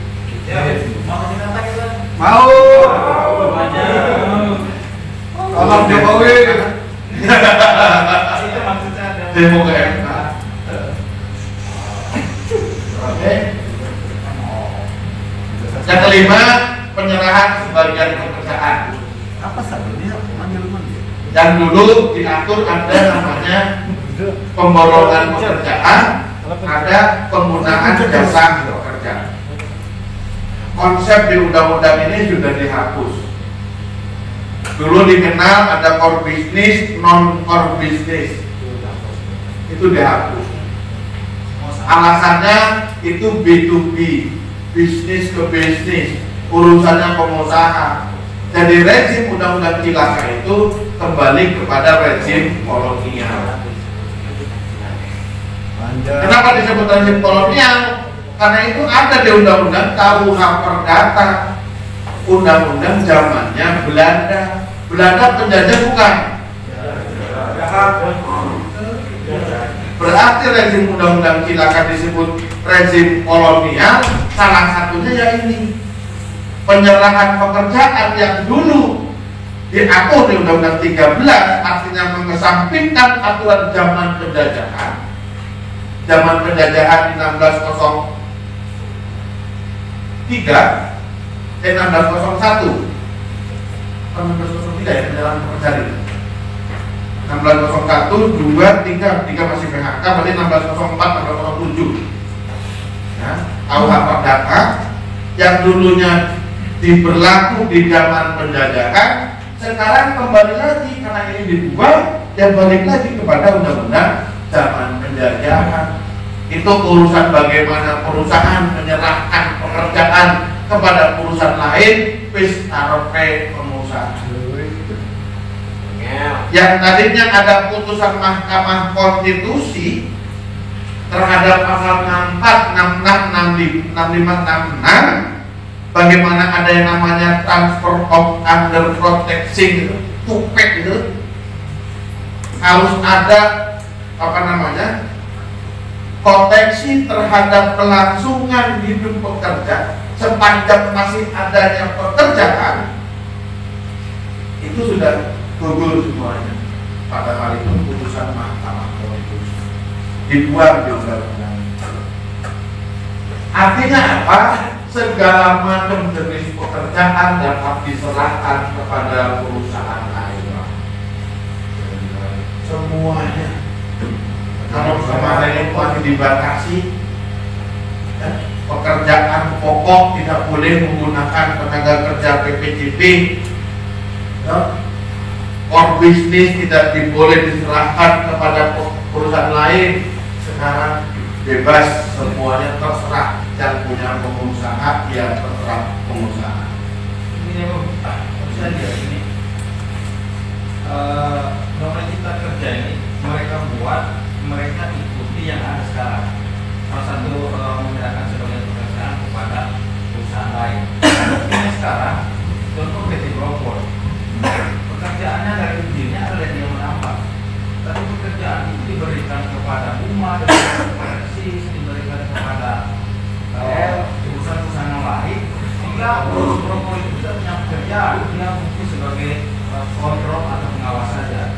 Mungkin dengan itu mungkin juga tidak berjalannya undang-undang, tidak berjalannya ke pengawasan ini kurang, sehingga kesalahan ini berjalan terus, dan itu mungkin juga tidak hanya terjadi di PT Growpol, juga terjadi di perusahaan-perusahaan lain seluruh Indonesia, sehingga mereka melegalkan hari ini dalam hidup semua itu. Mungkin itu. Ya. Memang secara umum sektor tambang mineral dan migas karena punya menterinya tersendiri juga, memang itu persoalannya, sehingga terjadi konflik-konflik norma antara norma ketenagakerjaan dengan norma ESDM. Di ESDM itu kalau minerba itu ada, di migas itu ada Permen nomor 27 tahun 2018 tentang jasa penunjang sektor migas. Di pertambangan minerba pun ada, terakhir nomor berapa masih ada, nomor 24 tahun 2019 kalau nggak salah itu ada juga jasa sektor pertambangan minerba, bukan oleh Mentor tapi oleh Menteri ESDM. Kalau migas saya pernah maju tuh ke Mahkamah Agung, kita ajukan ke Mahkamah Agung, tapi juga Mahkamah Agung beda pendapat lagi dengan kita, karena memang dalam 13 kan Menteri DPR. Nah dari konteks itu, kalau saya cuma sederhana, memang cilaka itu kan di dalam banyak kepentingan pengusaha besar, gimana caranya untuk sesuai dengan kepentingannya. Betul. Nggak sepakat dong Komisi 3 yang ngomong begitu. Komisi 3 DPR kan lapor itu ya. Ngomongnya yang namanya undang-undang itu ya kepentingan Jepang, cilakanya ya kepentingan pengusaha sehingga sesuai dengan selera pengusaha. Kira-kira rata-rata pengusaha. Bagaimana cara mencegahnya? Gimana? Takar ya. Polusi. Tadi pagi ada polusi. Tadi pagi kan polusi. Karena ditanya juga gitu. Ganti Pade. Kalau depot saya terus Ganti Pade. judicial review juga penting. Terus gimana caranya Pak? Ganti Pade. Suara rakyat tidak didengar, mahasiswa tidak didengar, buruh tidak didengar, kemana lagi? Harap tadi yang akan menjawab. Ya, jawabnya sederhana, pakai doanya kan kalau pakai yang lain kan pakai gimana, bukan? Kalau doanya Nabi itu bukan makar. Ya. Jadi kemarin tentang judicial review, memang undang-undang cilaka ini kemarin kami sempat virtual Zoom pengurus BC dengan pengurus pusat dan seluruh pengurus seluruh Indonesia gitu kan. Di sisi lain kami dari pimpinan Jabar kan kurang sepakat tentang judicial review KMK. Endingnya kemana ini? Kalau ditolak, kalau dikalahkan, apa yang bisa kita lakukan kan itu? Memang kami kemarin sempat diskusi dengan Bung Saiful ini. Jadi kira-kira langkah apa lagi yang bisa kita lakukan? Mau demo, mana endingnya? Istilahnya kan itu kan. Jadi langkah-langkah taktis yang memang menjadi konsen kita membatalkan Omnibus Law ini sudah seluruh pemikir-pemikir daripada eksekutif SPKM ini sudah dikerahkan. Cuman di sisi lain kan langkah tercepat atau yang bisa kita lakukan sementara ini memang judicial review itu. Sampai kemarin karena kami kesannya sangat menolak dari pimpinan cabang Berong, Bu Saiful mengatakan memangnya yakin bisa bisa dilakukan aksi seperti sebelumnya gitu. Memang itu menarik. Ngomong itu saya cuma WA ke Munir, emang yakin bisa seperti 98? Iya. Lembut, yakin bisa seperti 98. Apa gerakan seperti 98 nggak akan bisa. Karena yang bisa menerbitkan perpu untuk mencabut segala macam itu keadaan memaksa. Maksanya yang kayak apa? Darurat. Ya, kita paksakan, Bu. Kita paksa. Wani. Kita siapin Wani. Yang lain Kena swipe aja mundur. Wani opo. Lihat jarum suntik lari. Sayur. berbagai macam. Jadi kalau HRS nggak kembali ke Indonesia, mungkin udah aman tuh. Ya, Dan digoreng-goreng lagi tuh COVID. kita dukung Habib. Turunkan Pak D. Karena Habib datang, digoreng-goreng lagi sih. COVID lagi, terus digoreng-goreng terus. Pada sisi yang lain kan ada yang memanfaatkan. Siapa yang memanfaatkan? Yang punya rumah sakit. Dan dokter mana negatif? Dokter mah tetap kere. Ya sekere-kerenya dokter masih kaya dokter daripada kita. Coba dokter spesialis yang buka praktek sendiri lebih kaya daripada dokter spesialis yang prakteknya di rumah sakit. Emang berapa sih bayarannya? Kan gedean bayaran ke rumah sakit daripada dokter. Jadi yang kaya siapa?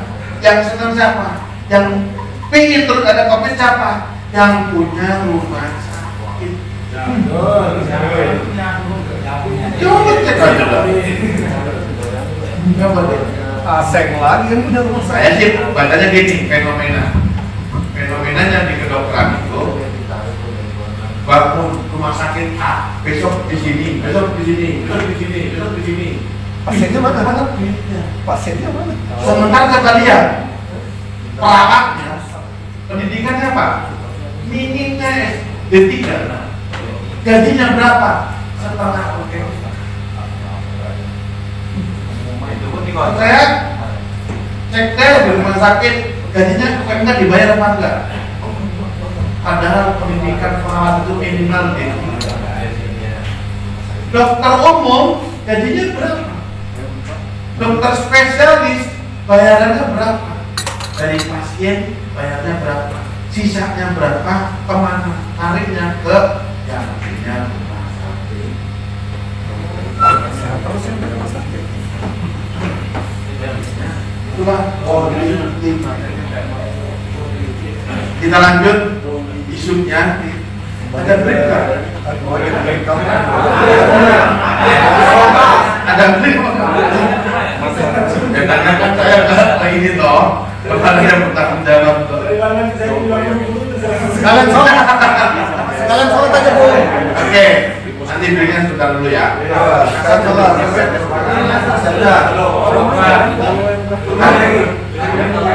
Intinya nanti kalau ada asar kita break. Ya, sampai jam 5. Nanti sambil ngopi, kadang-kadang kalau mau dibantah, kalau sholat asar baru makan lagi. Sampai jam 5. Lanjut. Oke, kita lanjut. Sekarang hari dan jam. Di titik ini belum banyak pergeseran. Teman-teman sektor pertambangan masih diistimewakan sebagai para korban eksploitasi. Betul. Ketentuan waktu kerja tidak berlaku bagi sektor usaha atau pekerjaan tertentu. Sektor mana itu? Sektor pertambangan, baik minerba maupun migas. Itu dikecualikan dari aturan 7 jam sehari, 40 jam seminggu, atau 8 jam sehari, 40 jam seminggu. Itu sektor dikecualikan tapi menjadi eksploitasi. Kenapa? Karena dinafsukan oleh take home pay. Saya yakin percaya kalau bicara take home pay kawan-kawan di sektor pertambangan nggak kurang. Lebih sih belum tentu, ya, tapi nggak kurang. Baru merasa diri bahwa tereksploitasi dan dinafsukan oleh take home pay ketika ada persoalan nggak ada lembur. Ya betul. Betul. Berusaha dari bangunan. Yang dirumahkan ada merasa yang dirumahkan. Gajinya berapa? Yang di rumah terima kan cuma basic. Cukup nggak buat hidup? Hidup karena dijawab. Cukup nggak buat hidup? Alhamdulillah. Sorry Bu, yang saya ngomong kan bukan cuma ngomongin di sini. Fakta di Timika pun sama. Saya datang lagi di Antam, faktanya juga sama. Saya datang lagi ke Nyumon, faktanya sama. Loh, jadi ya rumus sederhana ngomongin basic itu dinafsukan oleh take home pay tadi.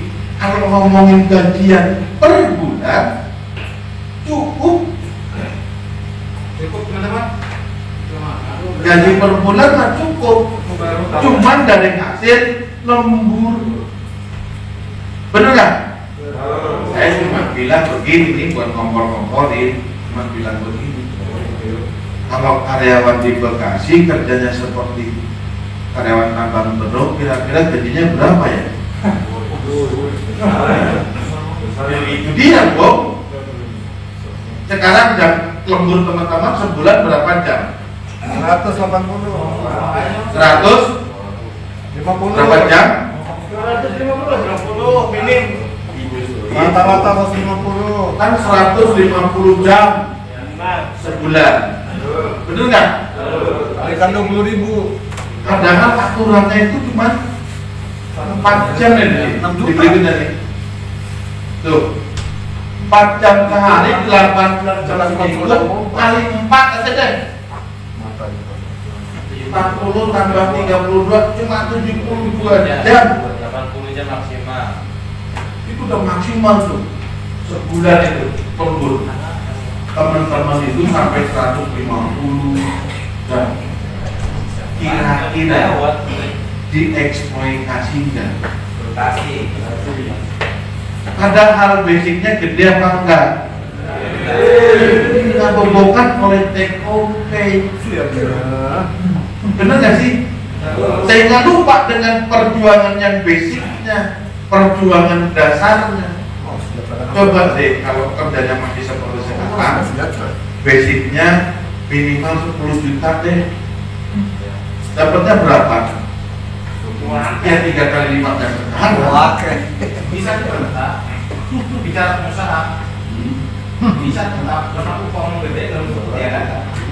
Ya nggak apa-apa, Aman. karena idealnya kerja begitu. 7 jam sehari untuk 24 jam, gajinya cukup. Sangat cukup tadi kan? 10 juta. Take home pay kita sekarang cukup. Gaji gede, ya cukup kok. 8 juta aja. Malah senang Pak. Bener nggak? Ujungnya teman-teman, besok demo UMK. Ya. Demo UMK kita tinggal UMK. Setuju ketua. Setuju. Setuju. Iya. Setuju lagi. Setuju. Oke. Nih, ada orang K3, ada orang di bidang K3. Ini teman-teman yang di bidang K3, silakan analisis. Kalau mau yang lagi S2, boleh bahkan disertasi atau tesis kali ini. Dampak kerja tambang terhadap pekerja itu.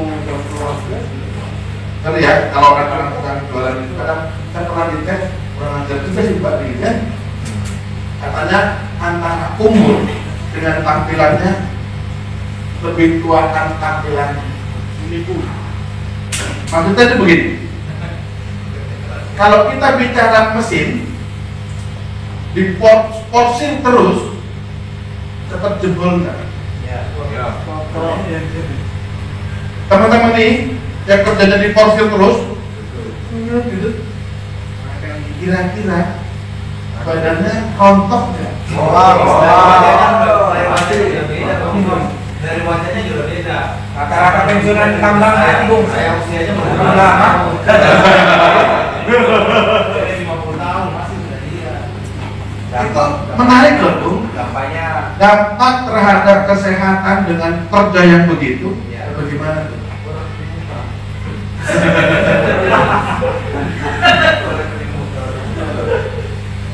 Itu penting, penting gitu.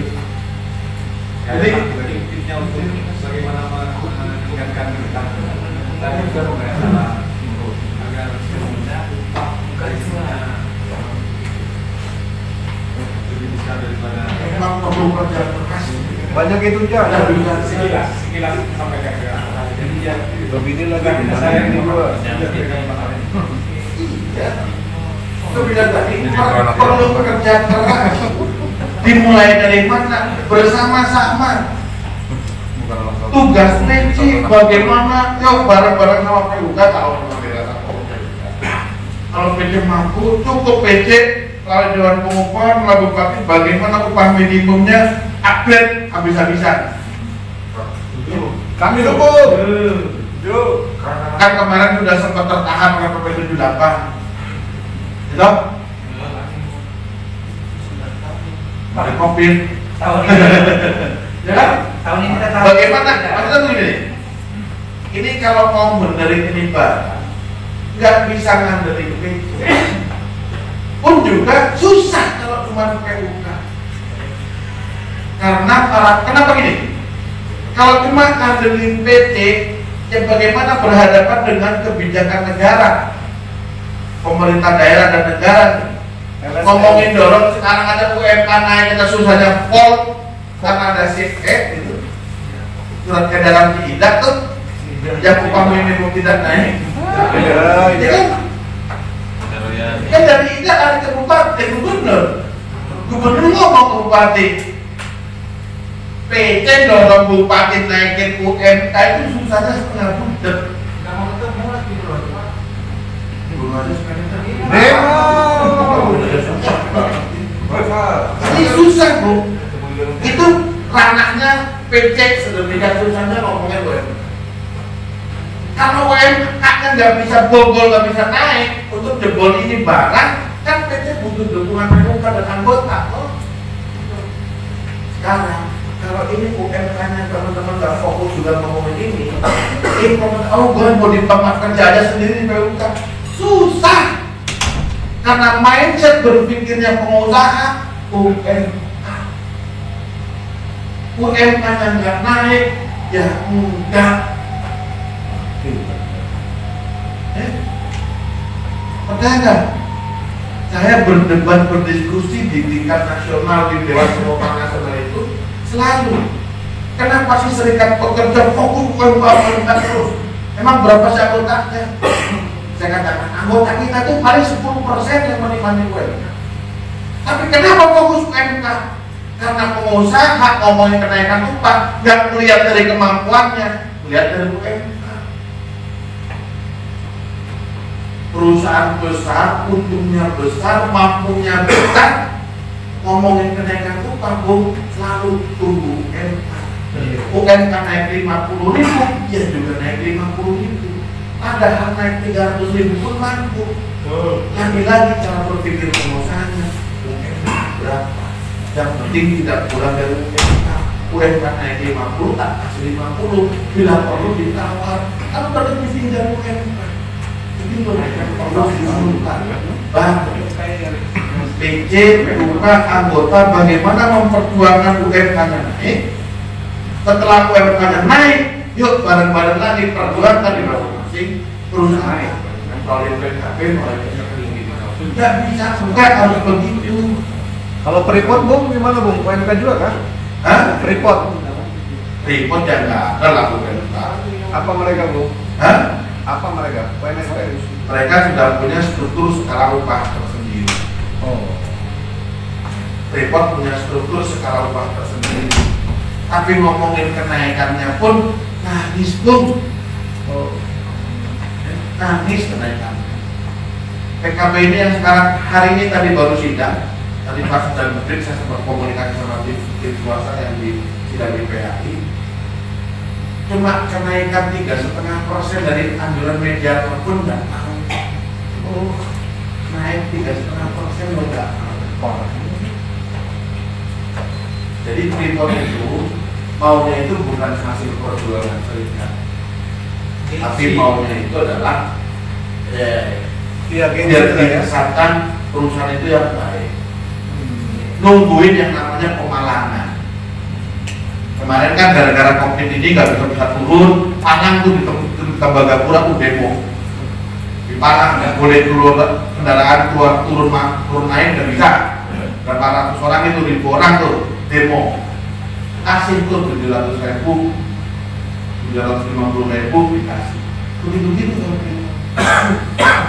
kalau dengan cara baik-baik malah nggak dikasih.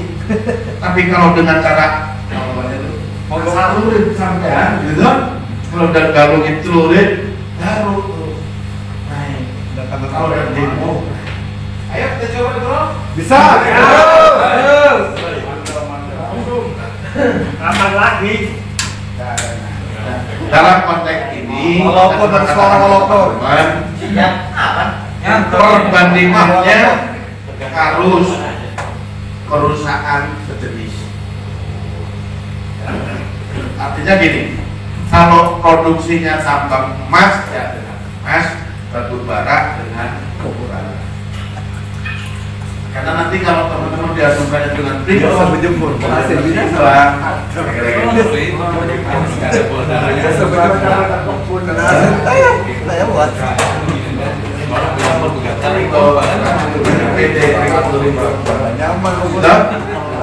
Umumnya tuh PT itu bagaimana sangka PT upahnya Ingat kan?